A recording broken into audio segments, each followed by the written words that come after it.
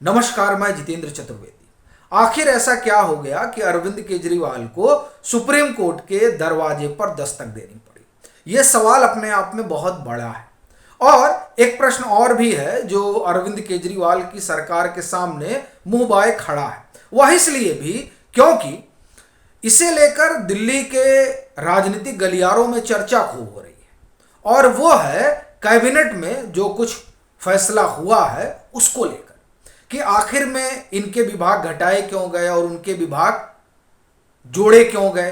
क्या इसके पीछे कहीं ये शराब घोटाले की जो जांच पड़ताल चल रही है उसका असर तो नहीं है, या आने वाले दिनों में जो और एक आध दो जांच शुरू हो सकती है कहीं उसका कोई प्रभाव तो नहीं है। इस तरह के तमाम सवाल उठने लगे हैं कैबिनेट में जो डिपार्टमेंट इधर उधर हुए हैं उसे लेकर। तो ये मुद्दे हैं जिस पर हम लोग एक एक करके बात करेंगे।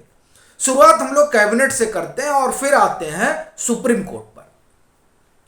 देखिए, ये जो कैबिनेट में आप देखें कि कैलाश गहलोत के पास डिपार्टमेंट थे, वो आतिशी मारलेना को दे दिए गए और इसके साथ ही अब एक तरीके से उनका कद जो है और बढ़ गया है। और कहा जा रहा है कि अब जिस तरह से उनको तमाम विभाग अब मिले हैं उससे वो नंबर 2 की पोजीशन पे आ गई है। और वो मनीष सिसोदिया के जो कुछ विश्वस्त सहयोगी रहे उसमें आतिशी को भी गिना जाता है। और ये माना जाता है कि जो कुछ शिक्षा में आम आदमी पार्टी की सरकार दावा करती है कि उन्होंने किया है उसमें एक बड़ी रूपरेखा जो है वो आतिशी ने खींची। लेकिन अपना सवाल दरअसल इससे नहीं है, अपना सरोकार इस बात से है कि कैलाश गहलोत से छीनकर या आप कहें कि उनसे लेकर आतिशी को विभाग जो दिए जा रहे हैं, क्या उसके पीछे का कारण कैलाश गहलोत के ऊपर लटकती जांच की तलवार है? क्योंकि दो मुद्दे हैं, या मैं कहूं 3 मुद्दे हैं, जिसमें साफ तौर पर यह नजर आता है कि देर सबेर कैलाश गहलोत के लिए संकट बढ़ सकता है। देखिए, एक मामला तो शराब घोटाले का ही है जिस आरोप में आम आदमी पार्टी की सरकार फंसी हुई है और उनके पूर्व मुख्यमंत्री जो हैं वो बिहाइंड द बार है।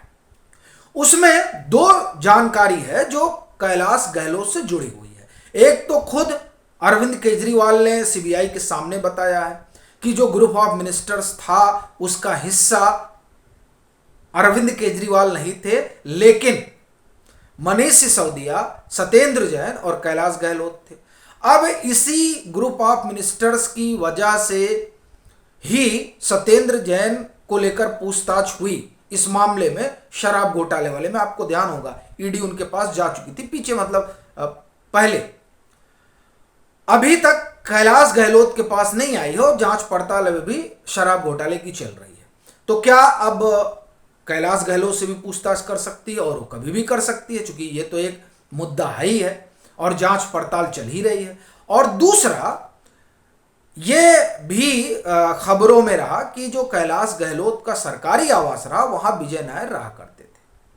तो इस कारण से इस पूरे प्रकरण में उनको बुलाया जा सकता है, उनसे पूछताछ हो सकती है। लेकिन इससे जो बड़ा मामला है वो जो परिवहन विभाग में चल रहा है, जिसमें कई तरह के आरोप लग रहे हैं, उसमें यह माना जा रहा है कि वहां जांच पड़ताल हो सकती है और उस जांच पड़ताल में कैलाश गहलोत फंस सकते हैं। और फिर एक दावा यह भी किया जा रहा है कि जिस तरीके से भाजपा की सरकार है और जो भाजपा जिस तरह से एजेंसियों का दुरुपयोग कर रही है उसमें उनके और नेता भी फंस सकते हैं।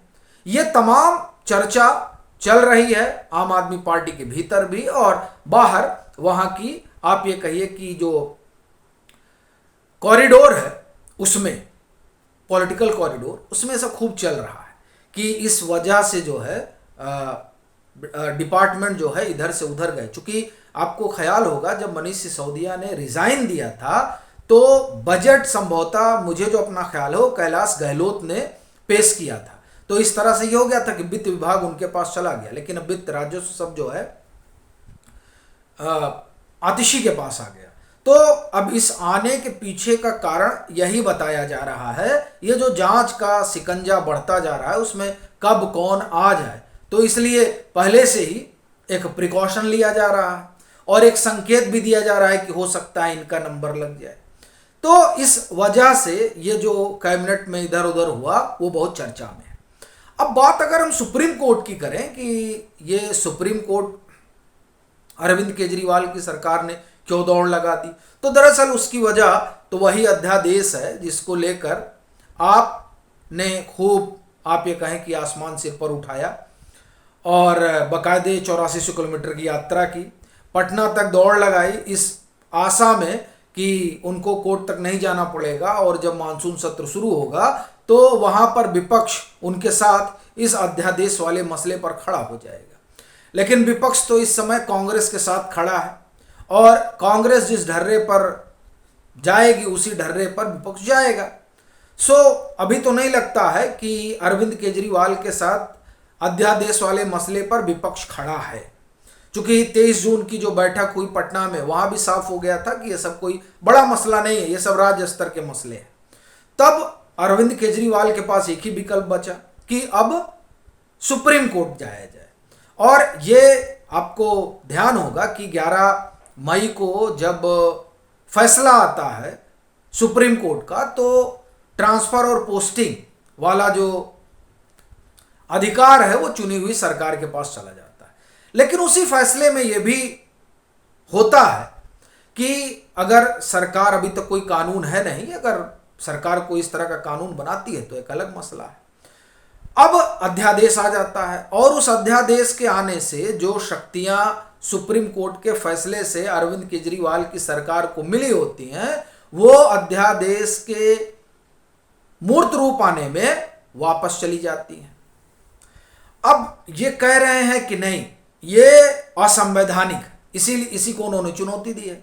लेकिन बड़ी चीज यह है कि जिसे अरविंद केजरीवाल की सरकार और उनकी पार्टी असंवैधानिक बता रही है, उसी अध्यादेश में जो व्यवस्था की गई ट्रांसफर पोस्टिंग के लिए, उसमें national capital civil services authority बनाई गई और उसका चेयरमैन जो है वो मुख्यमंत्री होंगे, मुख्य सचिव और गृह सचिव उसके सदस्य होंगे, यानी 3 सदस्यीय ये एक समिति हो गई, अथॉरिटी हो गई, जिसमें बहुमत से फैसला होगा ट्रांसफर और पोस्टिंग का।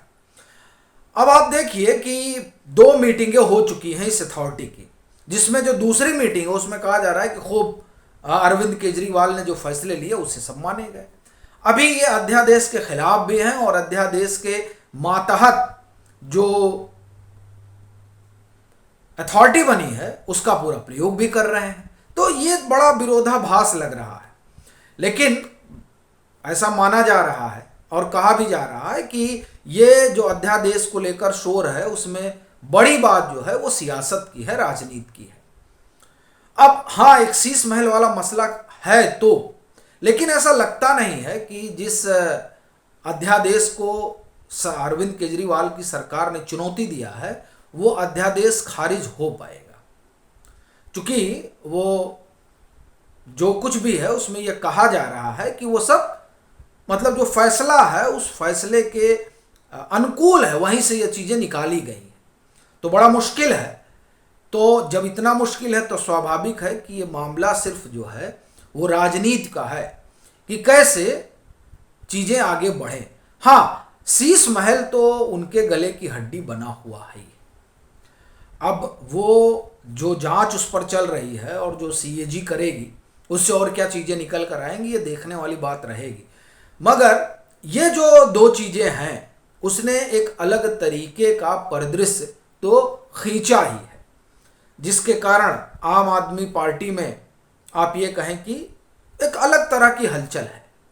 बाकी आपकी अपनी क्या राय है ज़रूर साझा करें। मतांतर से नहीं जुड़े हैं तो जुड़ें, वीडियो को लाइक करें और खूब शेयर करें।